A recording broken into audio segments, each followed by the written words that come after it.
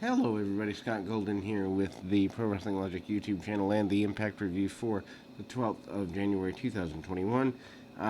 The show seems flat to me, and they're going into the Hard to Kill pay per view. I hope the pay per view is better than tonight's offering, but again, I'm not a fan of Impact having monthly network per views, pay per views, streaming per views, whatever they do. I just think, even every 2 months or preferably every three, like the AEW model is better in this day and age. And I think companies that are smaller than WWE, even even to a lesser extent, WWE themselves, are foolish for doing monthly specials plus 52 television shows a year. It's just goofy to me. Anyway, opening video recaps the Shamrock and Callahan attack on Eddie Edwards, recap of the ongoing issues between Swan and Moose, and all of that goes in there, the Motor City Machine Guns are kind of highlighted a little bit here, versus Omega and the Good Brothers, who are on AEW at least partially now. Kimberly with Deanna Purrazzo defeated Ty Valkyrie with Rosemary. Valkyrie is challenging for the championship in just 4 days at the Hard to Kill pay-per-view. She's taking on Purrazzo's second Kimberly here. Match sees Valkyrie dominant in the early parts of the match. She goes for a dive and then runs into the trap. Lee keeps control, cutting Ty off. Tries to mount a comeback. Doesn't get one. Goes for a Swanton bomb that Taya counters with knees up and then manages a pretty strong comeback. Purrazzo tries interfering and distracting Taya, only for Rosemary to confront her. Suddenly, Susan comes down and joins forces with Purrazzo, attacking Rosemary. The distraction is enough for Lee to roll Taya from behind and get the upset win. It's foolish for Taya to be dropping a fall right before the pay-per-view. Purrazzo and Susan could be an interesting run. I feel like the women's division has dropped in value since the post of the shooting of Johnny Bravo. It feels awkward and clunky. Kenny Omega and the Good Brothers and Callis are talking about the Hard to Kill match backstage in the bus. They said they need momentum, so they need Anderson to be the real machine gun and take out Rich Swann. They said they're going, they go to the weekly AEW commercial, Khan and Shivani. Khan said his usual shot to get Impact about allowing Omega to be there and paying their bills. Shivani runs down Wednesday night's Dynamite card. They talk about Brian Cage being a former Impact World Champion.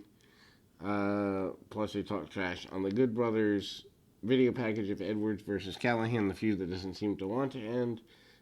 Callahan cuts a promo about going to war one last time with Impact's most brutal match in the history, Barbed Wire Massacre. I'm not a fan of this. Number one, I don't like barbed wire matches. I've worked for promoters that have done them. Luckily, I was never there to call one. Just didn't happen to work out. I was double booked and went to the show that didn't have one. I'm not a fan of them. I don't think that level of brutality adds anything to presentation, and I think they're stunt shows and they kind of blow off. You can't go any further after them. And Callahan says he does have experience in the matches before. Madison Rain and Josh Matthews run down the matches for tonight's card. Raju and Chris Bay defeat Mannequin Suicide. Raju and Chris Bay have history with TJP. They both believe he's under the Manic Mask. Last week, the plan to unmask him didn't come together. They challenged TJP for a tag match. Instead, they're getting Mannequin Suicide in a match for some odd reason. Match is full of lots of double team moves and double team spots by Bay and Raju. They keep trying to go after the mask. Referee gets control of the match. Finally, Bay and Raju cut off Suicide for a while. He gets a hot tag, lasts about 60 to 90 seconds. Suicide comes back in, and it's tornado tag for a couple of minutes. Raju gets close to pinning Manic. He instead goes for the mask, wasting time, costing himself the pin. Bay comes in, takes out Suicide with the Art of Finesse, wins the match. Match was okay, but the let's remove the mask thing was overdone. Manic will defend the championship against both Bay and Raju on Saturday. Taya and Rosemary talk backstage about having to deal with Susan on Saturday. Cody and Dino with Eric Young and Joe Doering defeat Tommy Dreamer with Rhino and Cousin Jake by DQ. Young and Doering have been beating up everyone in their sight for weeks. Rhino and Dreamer are just a few of their victims, and Cody Deaner turned on his cousin, joined EY's group a few weeks ago. Last week, Dreamer came to the aid of Rhino and Cousin Jake as they're getting beat up by the trio. Six men will meet at Hard to Kill in an old school rules match, which is a complete waste of time and energy. Doering gets himself involved early on. Referee kicked Rhino and Doering out of the ringside area. Match is what you'd expect. It's not really that great. Dreamer gets offense over Dina with a couple of exceptions. Doering and Young distract Dreamer. Finish came when Dina antagonized Cousin Jake until he's fed up and finally attacked his cousin for the DQ. This was there to set up the angle for the pay-per-view stuff. Rhino in, Doering return, all men brawl. Doering ruled the ring pretty well here. Dreamer hits the Dreamer DDT on Cousin Jake. Young hits a pile driver on Dreamer.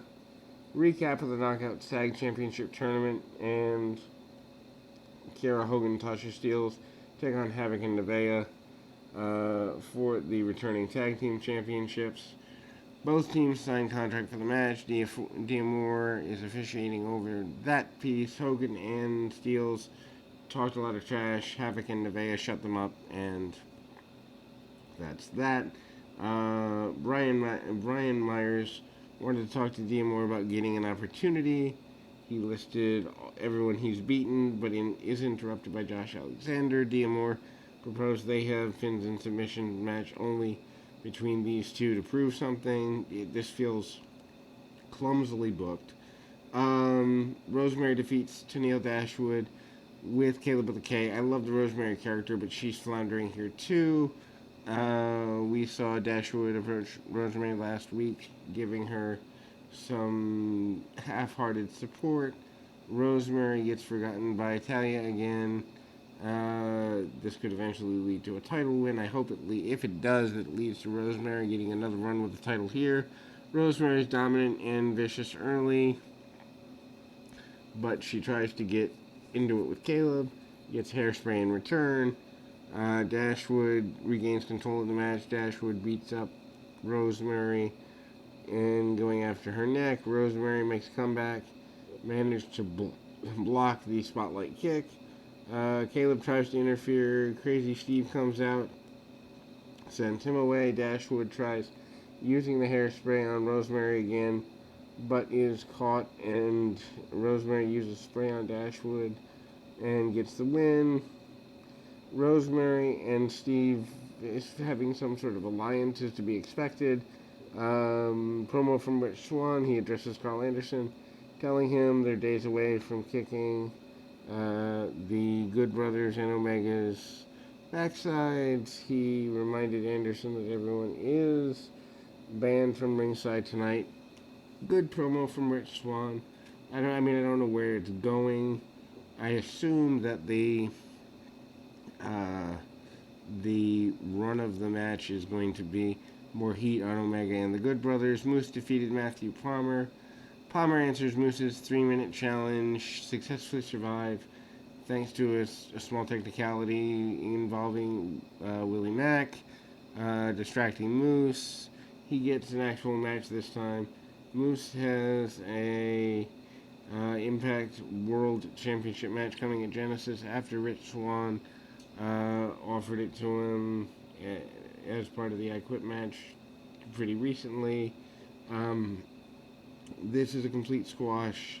Moose even asks Palmer to attack him, and Moose pushes him away, sidesteps him. Moose knocks out Palmer with elbows and wouldn't let go. Moose completely beats him up in a one-sided squash. Mac hadn't interfered. He is waiting the date for his title shot. Recap of the union between Don Callis and Kenny Omega for the title win on Dynamite and all of the lead up there. We kind of get a highlight package of the Motor City Machine Guns and Rich Swann versus Omega and Good Brothers in what is upcoming. Then we go to the main event. Rich Swann defeated Carl Anderson in a non-title match. Kenny Omega and the Good Brothers face Rich Swann and the Motor City Machine Guns in 4 days. Swann and Anderson are going at it. And basically it's a momentum shifter. Match sees Swann have the upper hand early, using a lot of speed. Speed versus power is the story of the match. Anderson, things are short. Anderson uses his power and size to cut Swann off and works him over. Swann's left arm and shoulder is the target. He keeps switching back to submissions on the arm and going after the shoulder too. Sends him into the guardrail, corner post, and every other weapon he can. Swann makes a comeback, catches Anderson with kicks and punches and other strikes. Anderson rushes him. Swann is still weak. Anderson seems to get control, and then Swann rolls up Anderson and gets a quick flash pin. After the match, Omega and Gallows attack Alex Shelley and Chris Sabin in the locker room. Swann and Anderson join in an all-six-man brawl to close the show. Final rundown of the Hard to Kill card, and then one match with Rosemary and Crazy Steve versus Tennille Dashwood and Caleb with a K. That will close us for today. We'll be back with more right after this.